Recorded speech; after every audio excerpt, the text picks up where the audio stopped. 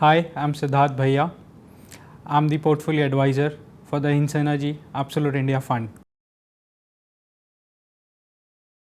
Why invest in India?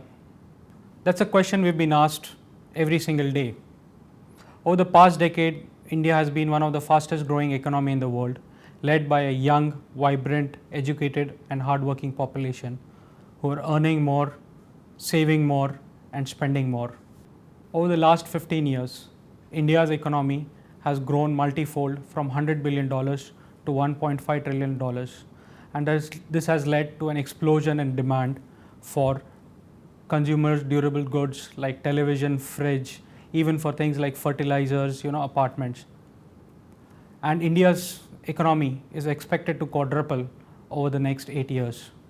By the year 2020, India is likely to become the third largest economy in the world. India has got all the ingredients in place to grow multifold over the next 2 to 3 decades. And what we have seen over the last decade is probably only the tip of the iceberg. And why Reliance? Because we are the oldest, largest, and arguably the most proven asset management company in India. We have an in-depth understanding of the Indian culture and marketplace, which enables us to identify trends very early. Over the years, we have invested significantly in human resources, and today we have one of the largest and most experienced buy-side research teams, which gives us a competitive advantage. We have also invested significantly in the systems and infrastructure, and this has enabled us to acquire some of the best processes and practices which are comparable to some of the best corporations in the world. And what is our investment philosophy?